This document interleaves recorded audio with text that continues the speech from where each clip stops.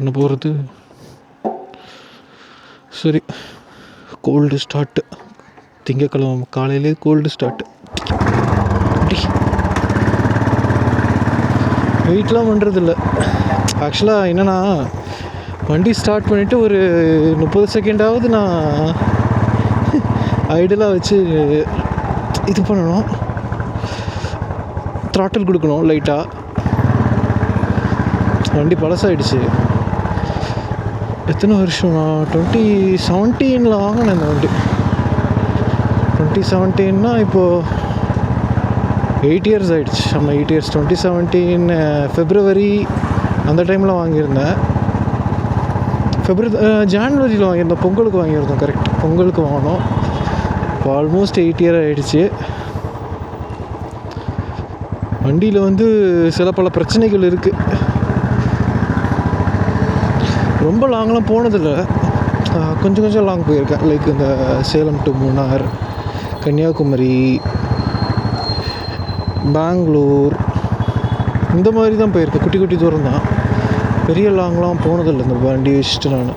ஒரே ஸ்ட்ரிச்சாக. பட் ஆனால் எப்படி சொல்கிறது, ஒரு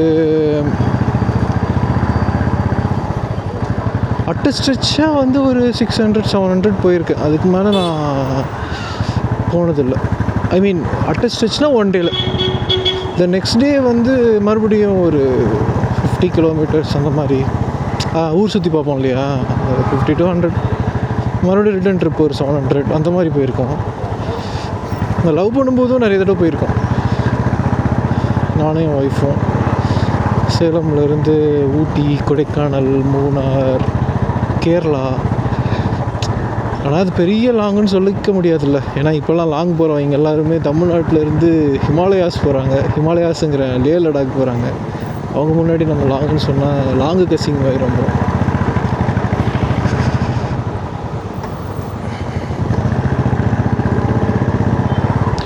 மார்னிங் கொஞ்சம் ஃப்ரெஷ்ஷாக தான் இருக்குது எனக்கு. நான் அந்த 1 டே இன்டர்மீடியட் ஃபாஸ்டிங் இருக்கேன். லைக் 1 மீல் 1 டே அந்த மாதிரி. டெய்லியும் இல்லை, மண்டே டு தேர்ஸ்டே நான் ஃபாலோ பண்ணுறேன். மதியம் மட்டும் சாப்பிடுவேன், நிறைய சாப்பிடுவேன். மதியம் எவ்வளோ முடியுதோ சாப்பிடுவேன். வெயிட் வந்து என்னோடய வெயிட் வந்து 95 இருந்தது ஜான்வரி ஸ்டார்டிங். 95, 96 கிட்ட அப்ராக்சிமேட்டாக. ஜனவரி ரெசல்யூஷனாக எடுக்கலான்னு பார்த்தேன். பட் அது கொஞ்சம் கிரிஞ்சாக இருந்தது. இருந்தாலும் நம்ம சரி எடுப்போம் அப்படின்ட்டு எடுத்துட்டேன். கிரிஞ்சாக இருந்தாலும் பரவாயில்ல, இந்த வருஷம் நம்ம வெயிட்டை குறைக்கலாம் அப்படின்னு எடுத்தேன். அட் ஃபர்ஸ்ட் ரொம்ப கஷ்டமாக தான் இருந்தது. ஸ்டார்டிங்கில் வந்து நான் எப்படி ஃபாலோ பண்ணேன்னா, மார்னிங் 6 to ஈவினிங் 6 அந்த 12 hour கேப்பில் சாப்பிடுவேன். எவ்வளோ முடியுதோ சாப்பிடுவேன். ஆனால் மிச்ச நேரம் சாப்பிட மாட்டேன். லைக் ஈவினிங் 6லேருந்து மார்னிங் 6 வரைக்கும் சாப்பிட மாட்டேன். அது 12 hours டைமில் வச்சுட்டு இருந்தேன். அப்புறம் ஒரு வாரம் கழித்து 8 hours டைமாக மாற்றிட்டேன். ஏன் வண்டி ஆஃப் ஆகுது? இது போயிடுச்சோ ஒரு வேளை. அது என்ன சொல்லுவோம், இப்போ கூட நான் இன்னொரு பைக்குக்கு மாற்றினேன். நேற்று தான் பெட்ரோல் போட்டேன். ஸோ பெட்ரோல் பிரச்சனை இல்லை. நேற்று வண்டி கழுவுனதுலேருந்தே ஐயோ அது ரொம்ப சொல்லுவோங்க, நல்ல பேராச்சு. அது கம்ப்ரஸர் யாரா நீ காரு வந்து இதோட மிங்கிள் பண்ணிகிட்ருக்கேன். அதாங்க பெட்ரோலுக்கு போவோமேங்க, பெட்ரோல் பங்க்கில் பெட்ரோல் டேங்க்கில் இருந்து இன்ஜினுக்கு ஒரு கனெக்ஷன் போகும்ல, இந்த இடம் போன தடவை சர்வீஸ்க்கு அதை மாற்றணும்னு சொல்லியிருந்தாங்க. நான் தான் வண்டி வாங்கினதுலேருந்து இன்னும் மாற்றவே இல்லை. அது மாற்றணுன்னா ஐ திங்க் அப்ராக்சிமேட்டாக ஒரு 6000 ஆயிரும். 5000 to 6000 ஆயிரும். என்னோடய மச்சானோட பைக், அவனும் ராயல் என்ஃபீல்டு தான் வச்சுருக்கான், நாகர்கோவில். ஆனால் அங்கே நாங்கள் மாற்றணும். அவன் பொருளுக்கு மட்டும்தான் வாங்கலாம். பொருளுக்கு மட்டும் காசு வாங்கிட்டு மெக்கானிக்ஸ் காசு வந்து ஒரு 200 to 300 தான் வாங்கினான். இதே நான் சென்னையில் போனேன்னா அது இந்த சர்வீஸ் லேபர் சார்ஜுன்னே 1000 ரூபா வாங்குவோம். இப்போ கம்மியாக வாங்கினாங்கன்னா நமக்கே தெரியும் நல்லா வேலை பண்ணியிருக்காங்க அப்படின்னு சொல்லி நம்மளே மனசு வந்து காசு கொடுப்போம். அது வேறு விஷயம்.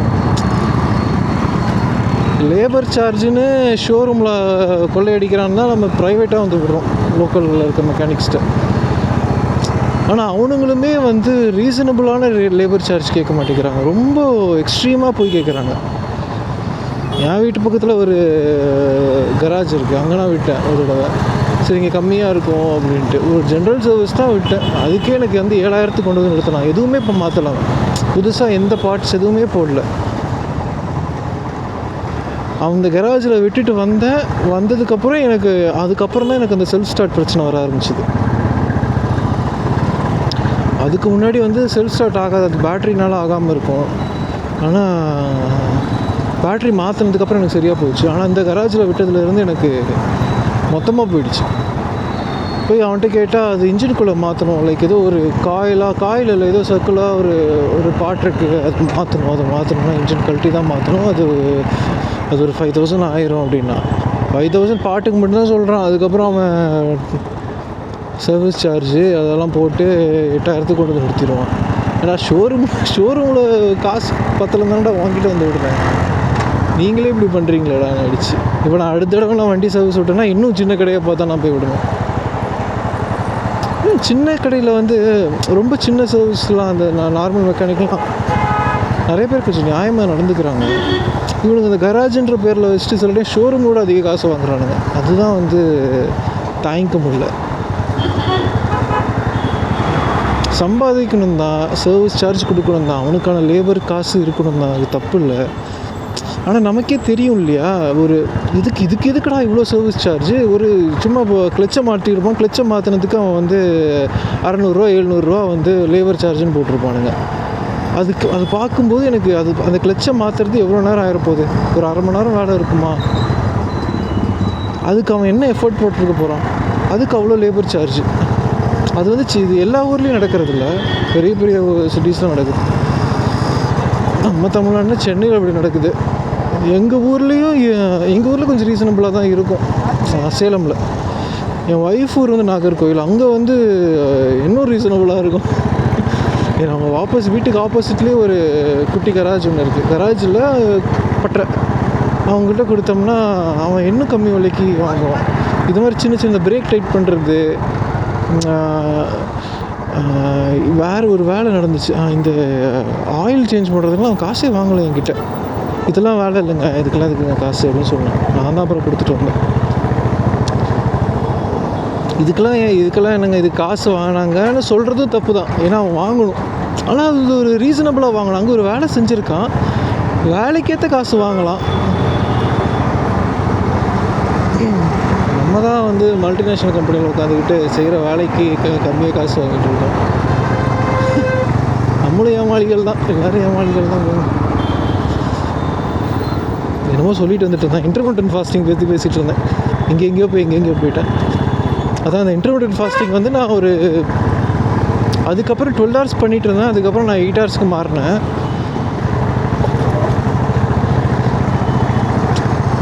அதுவும் ஒரு 1 week ஃபாலோ பண்ணிகிட்டு இருந்தேன். இந்த 8 hours காலையில் 9 மணி ஸ்டார்ட் பண்ணால் சாயந்தரம் 5-6 மணிக்குள்ளே சாப்பிட்ருவேன். ஆனால் அந்த ஸ்டார்டிங் ஸ்டேஜில் எப்படி சாப்பிட்டேன்னா வெறித்தனமாக சாப்பிட்டேன். 8 மணி நேரம் தான் சாப்பிட போகிறோம், எவ்வளோ திங்க முடியுமோ தின்றுடா அப்படின்ற மாதிரி தின்னுட்டு இருந்தேன். கிடைக்கிறதெல்லாம் சாப்பிட்டேன், ஸ்வீட்டு அது இதுன்னு எல்லாத்தையும் சாப்பிட்டேன். எல்லாத்தையும் சாப்பிட்டுட்டு நான் போய் வெயிட் செக் பண்ணேன். என்னடா சொன்னேன், அந்த ரியாக்ஷன் தான் எனக்கு இருந்தது. ஏன்னா இவ்வளோ தின்னுட்டேன். அதாவது நான் வந்து ஃபுல் டே சாப்பிட்ருந்தா கூட அவ்வளோ சாப்பிட்ருக்க மாட்டேன், அந்தளவுக்கு நான் சாப்பிட்டுட்டு இருந்தேன். 8 மணி நேரம் கேப்பில் வெயிட் ஒன்று எனக்கு குறைஞ்ச மாதிரி எனக்கு வந்து ஒரு எஃபெக்டே இல்லை. அதுக்கப்புறம் நான் யூடியூப்பில் பார்த்தேன். அப்புறம் சில பேர் என்ன சொன்னாங்கன்னா, இந்த மாதிரி 1 day 1 mealனு ஒரு பிளான், இந்த ஒரு ஸ்ட்ராட்டஜி இருக்குது. ஆனால் அதை வந்து நீங்கள் டெய்லி ஃபாலோ பண்ணக்கூடாதுன்னு சொல்லியிருந்தாங்க. இப்போ நான் ஒரு நாளைக்கு ஃபார் எக்ஸாம்பிள் மண்டே நான் இன்றைக்கி வந்து நான் ஒரு வேளை தான் சாப்பிட்றேன் அப்படின்னா நாளைக்கு நான் 3 வேளை சாப்பிட்ணும். இப்போ இன்றைக்கி காலையில் 9 மணிக்கு சாப்பிட்றேன்னா நாளைக்கு காலையில் 9 மணி வரைக்கும் அந்த டைம். அதுக்கப்புறம் நாளைக்கு மத்தியானமும் நைட்டும் சாப்பிட்றணும். இந்த ஆட்டோக்காரன் எங்கே தான் வரானே தெரில, வைத்தியக்காரன். 2 நாள் அந்த மாதிரி 3 வேளை சாப்பிடணும். ஃபார் எக்ஸாம்பிள் ஒரு நாள் ஒரு வேளை 2 நாள் 3 வேளை, மறுபடியும் ஒரு நாள் ஒரு வேளை, 2 நாள் 3 வேளை. எனக்கு கொஞ்சம் ஃபஸ்ட் டைம் நான் பண்ணுறேன் இந்த மாதிரி. அதனால புது பணக்காரன் ரொம்ப ஆடுவான்ற மாதிரி நான் வந்து 5 நாளுமே ஒரு வேளை தான் சாப்பிடுவேன், சனி ஞாயிறு மட்டும் 3 வேளை சாப்பிட்டுக்கிறேன் அப்படின்ற ஒரு டிசிஷன் பண்ணேன். பண்ணிவிட்டு ஸ்டார்டிங்கில் அப்படி தான் இருந்தேன். நான் ரொம்ப கண்ட்ரோல் பண்ணேன். ஒரு வேளைக்கு ஒரு நாளைக்கு ஒரு வேளை தான் சாப்பிடுவேன். ஆனால் இந்த ஒரு வேளையுமே நல்லா சாப்பிட்டேன். நிறையா முட்டை, நிறைய வெஜிடபிள்ஸு, நிறைய சோறு எல்லாம் வச்சு கொஞ்சம் பேலன்ஸ்டாக இருக்கிற மாதிரி சாப்பிடுவேன். வாரத்துக்கு 3 நாள் அந்த மாதிரி கீரை எடுத்துப்பேன் அந்த ஒரு வேளைக்கு. இனிஷியலாக வந்து எனக்கு கஷ்டமாக தான் இருந்தது, வயிறு வலிச்சது. பட் ஆனால் அதுக்கப்புறம் போக போக எனக்கு ரொம்ப பழகிடுச்சு அது. ஆக்சுவலாக என் பாடிக்கு வந்து அதுதான் ரொம்ப பிடிச்சி போச்சு. இப்போ நான் நைட்டு சாப்பிடாம தூங்குறேன்னா அடுத்த நாள் காலையில் நான் ரொம்ப ஃப்ரெஷ்ஷாக இருக்கேன். நிஜமாலுமே சொல்கிறேன். நான் அது இதுக்கு முன்னாடி நான் அப்படி ஃபீல் பண்ணதே இல்லை. நான் எப்போவுமே வந்து ஐ யூஸ் டு ஃபீல் இப்போ ஏன்டா காலையில் எந்திரிச்சாலுமே டயர்டாகவே இருக்குது அப்படின்னே தான் எனக்கு யோசிச்சுட்டு இருந்தேன். நான் எப்போ அந்த மீலை வந்து ஸ்கிப் பண்ண ஆரம்பிச்சனோ நைட்டு, காலையில் வந்து ரொம்ப ஃப்ரெஷ் ஆகிட்டேன். நான் காலையிலேயே சாப்பிட மாட்டேன். காலையில் ஃப்ரெஷ் ஆகிட்டு காலையில் சாப்பிட மாட்டேன். ஏன்னா இந்த ஒன் டே ஒன் மீல் இல்லையா, மதியம் மட்டும் தான் சாப்பிடுவேன். காலையிலே சாப்பிட்றதுனால நான் இன்ஆக்டிவாக ஃபீல் ஆனதே கிடையாது. நான் இது பண்ணதுலேருந்து பசிக்கும், அது வேறு விஷயம். ஆனால் ஒரு 1/2 hour 1 hour பசிக்கும், அவ்வளோதான். அதுக்கப்புறம் அது அப்படியே மறைஞ்சு போயிடும். மற்ற நேரம்லாம் எனக்கு ரொம்ப ஆக்டிவாக தான் ஐ யூஸ் டு ஃபீல்.